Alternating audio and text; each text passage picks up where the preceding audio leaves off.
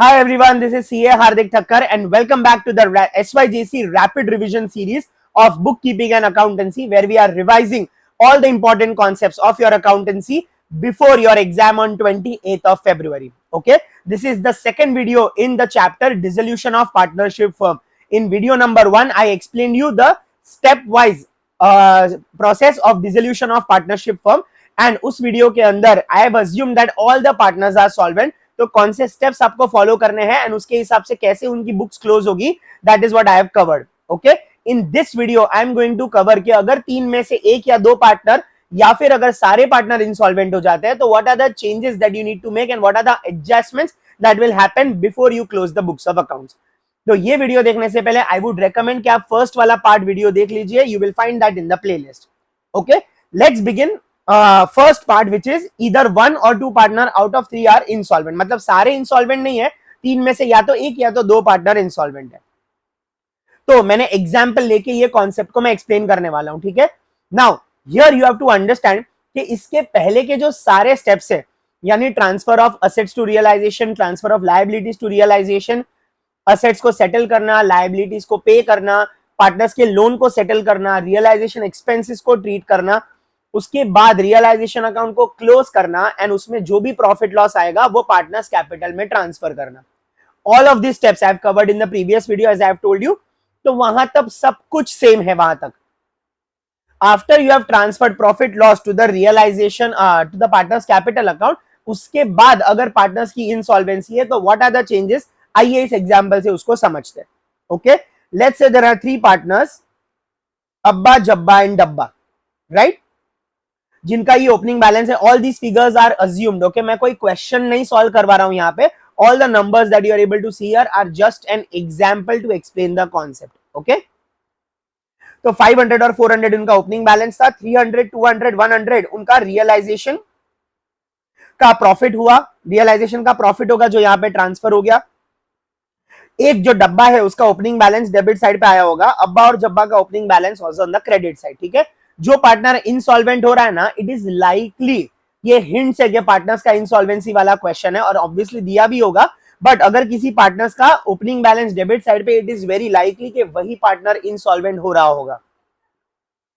Again, तो ये opening balance transfer हो गया, रियलाइजेशन का प्रॉफिट लॉस हमने ट्रांसफर कर दिया. Now if you try to settle or if you try to close the partners capital account, let's see what is happening here. देखो, अब्बा का कैपिटल जो है वो 800 है टोटल, क्रेडिट साइड का टोटल, सो 800 मैंने लिख दिया.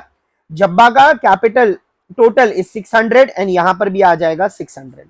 ओके, सो अगर ये नॉर्मल क्वेश्चन होता where all the partners were solvent, Abba को 800 माइनस 0, क्योंकि डेबिट साइड पे कुछ नहीं है, we would have paid him 800 rupees. That means he is eligible to get 800 rupees from the partnership firm at the end of the dissolution. Clear? Jabba का अगर हम देखें तो 600 माइनस डेबिट साइड पे कुछ भी नहीं है, तो in normal scenario we would pay 600 rupees to Jabba as a final settlement from the firm to him, right. लेकिन अगर हम डब्बा की बात करें तो उसका डेबिट का जो टोटल है, ठीक है, उसका डेबिट का टोटल इज 300 एंड उसका क्रेडिट का टोटल इज ओनली 100. तो यहां पर debit side is more than credit side. Now if this question would have been a normal question where all the partners were solvent, तो ये जो बंदा है डब्बा, वो कितना पैसा लाता फर्म के अंदर, वो 200 रुपीज फर्म के अंदर लाता, बिकॉज 300 माइनस 100, करेक्ट. तो ये 800 और 600 को we would have posted on the credit side of cash account, we would have posted on the credit side of cash account, and ये जो 200 है we would have posted on the debit side of cash account and अपना cash account tally हो जाता. तो ये तो normal question हो गया. But now in this case, the question will tell you that Dabba has become insolvent.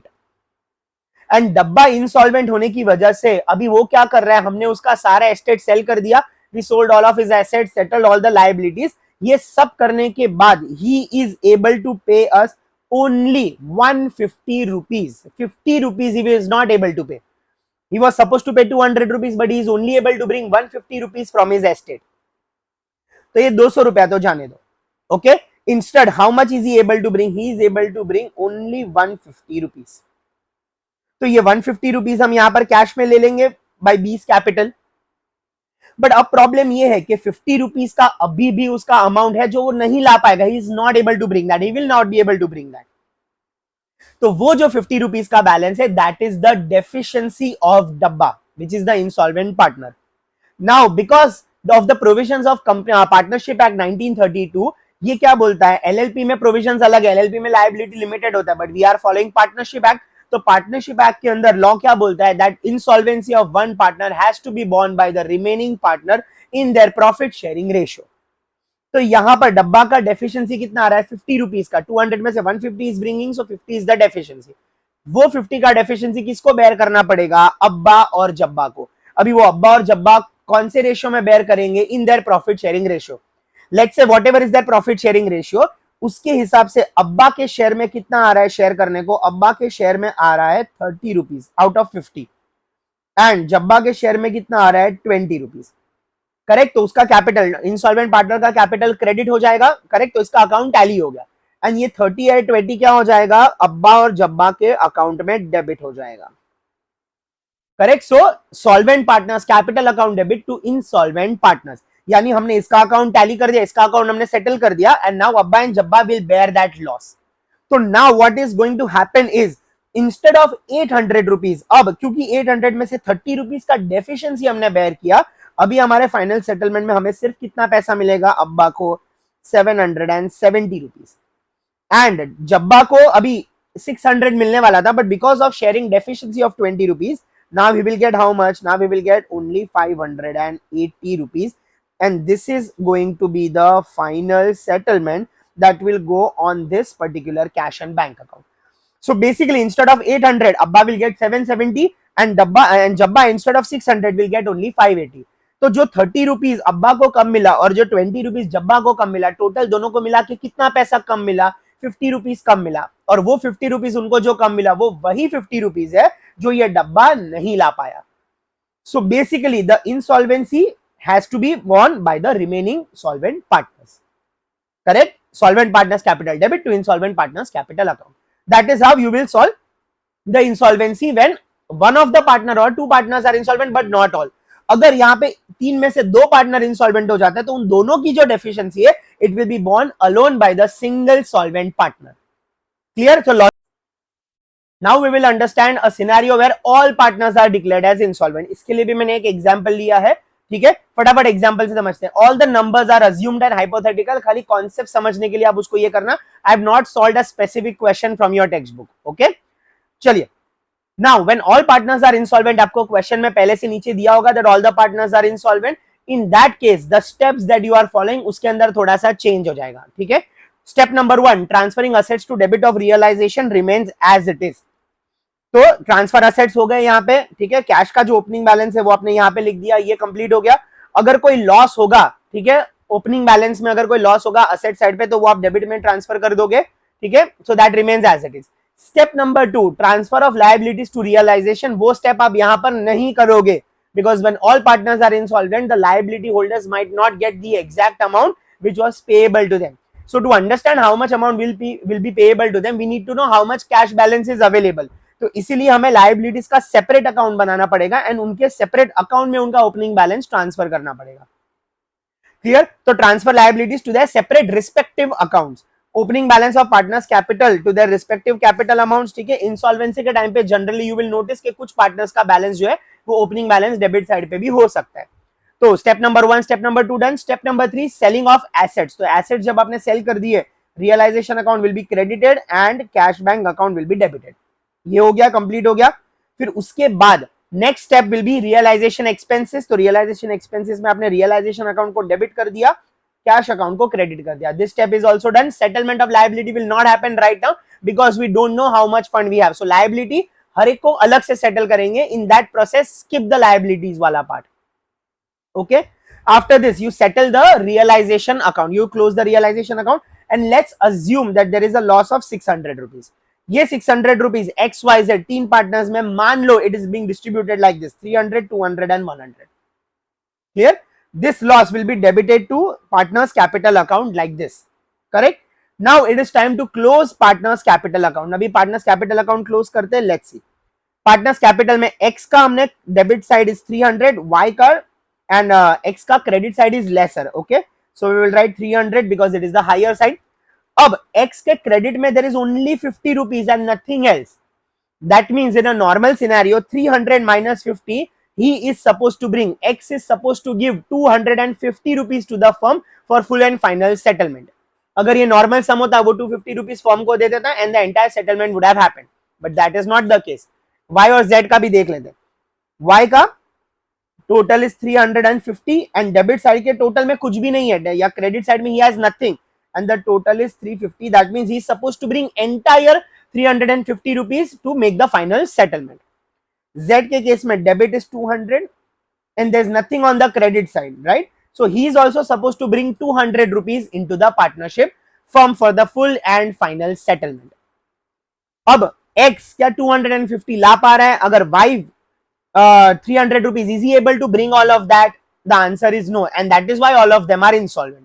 Now question will give you one more line like this, that X is able to contribute only 100 rupees, Y is able to contribute only 50 rupees, and Z is able to contribute nothing from his estate. In that case, जितना भी पैसा X और Y ला रहे हैं तो उतना पैसा हम उनके पास से ले लेंगे. So 100 rupees and 50 rupees, whatever they are bringing, you take that and you put it into the cash account. X ne laya 100 rupees, Y is able to bring 50 rupees, and Z is not able to bring anything. That means there is no partner who is solvent enough to take the deficiency of another partner. Because now even after paying 100 rupees and 50 rupees, X's balance is showing a deficiency of 150 rupees. And Y's account is showing a deficiency of how much? It is showing a deficiency of 300 rupees. Do you agree with this? Yes. How much is Z showing as a deficiency? 200 rupees. Because Z is not able to bring anything, Y is able to bring 50. Uske baad bhi his deficiency is 300 and X is able to bring 100 and after that his deficiency is 150. तो ये तीनों का balance negative आ रहा है and कोई भी partner solvent नहीं है टू शेयर द डेफिशिएंसी. तो ये तीनों का जो फाइनल नेट नेगेटिव बैलेंस है, it will be transferred to a special account which will be called as deficiency account. Agreed? And account to account posting is always on the opposite side. Always remember, एक account से दूसरे account में posting closing balance का always happens on the opposite side. If the balance is on debit side, you post it on the credit. If the balance is on credit, you post it to debit. Account to account always goes cross, and account to balance sheet always grows on the same side. चलिए तो ये deficiency के account में debit side पे लिख देंगे हम तीनों जगह पे. X की नेट डेफिशिएंसी इज 150, Y की net deficiency is 300 and Z की नेट डेफिशिएंसी इज 200. तो तीनों मिला के टोटल डेफिशिएंसी कितनी है? 650. Now let's see how is the final settlement happening. 120 opening balance of cash, 200 realisation of the asset and 100 and 150 received from partners. Total कितना हुआ? 320, this is 300, 350, 450 and 470. 470. But ये 470 में से 20 रुपीज का रियलाइजेशन एक्सपेंसेस हमने पे कर दिया. So how much is the final balance? Final balance is 450 rupees and this 450 rupees will be paid to the creditor. तो क्रेडिटर को जब हम पे करेंगे तो यहाँ पे बाय क्रेडिटर्स एंड क्रेडिटर्स के डेबिट में to cash 450 rupees. How much amount was payable to the creditors? 1000 rupees. But how much are we able to actually pay him? We are able to pay him only 450 rupees. तो कितना पैसा हम उनको नहीं दे पाए? कितना पैसा हम उनको नहीं दे पाए? उनको हम नहीं दे पाए 650 rupees, correct? And 650 rupees becomes final deficiency. Okay, one small change here, this is supposed to be 1100. Okay, just one change. 1100 में से हमने उनको 450 पे कर दिया, तो what is the final deficiency? 650 rupees, and this will be transferred to deficiency account. and ये deficiency यहाँ पर आ जाएगा. creditors की deficiency कितनी आ गई? 650, and that is how your deficiency account tallies at 650 rupees. So basically when all partners are insolvent, the final tally will be deficiency account. और ये creditor को जो 650 rupees कम मिला, वो वही 650 rupees उनको कम मिला है जो X, Y और Z मिला के नहीं ला पाए. So the deficiency of all the partners combined is the total amount that liability holders will not be able to get from their final amount. Okay? अभी एक final twist यहाँ पे ये आ सकता है कि creditors के साथ bills payable भी outstanding हो. इन दैट केस अगर क्रेडिटर्स और बिल्स पेबल दोनों आउटस्टैंडिंग है तो हम क्या करेंगे? ये जो 450 रुपीज का फाइनल बैलेंस बचा है, this will be distributed among creditors and bills payable in their outstanding ratio. Okay, so for example creditor का outstanding amount, is 1100 and bills payable का outstanding amount is 2200. Okay, so whatever is the final balance, it will be distributed in this ratio 1100 is to 2200, which is 11 is to 22, which is 1 is to 2. So 450 को आप 1 is to 2 में divide करोगे, and how much amount we are not able to pay them, you transfer that to the deficiency account, and that is how your deficiency account will tally. Okay, thank you so much. I hope both the concepts are very clear to you. Thank you so much for your time and attention. If you want this PDF, just comment below, and I will see you guys in the upcoming videos. Subscribe to the channel, and all the very best for your exam. Thank you so much.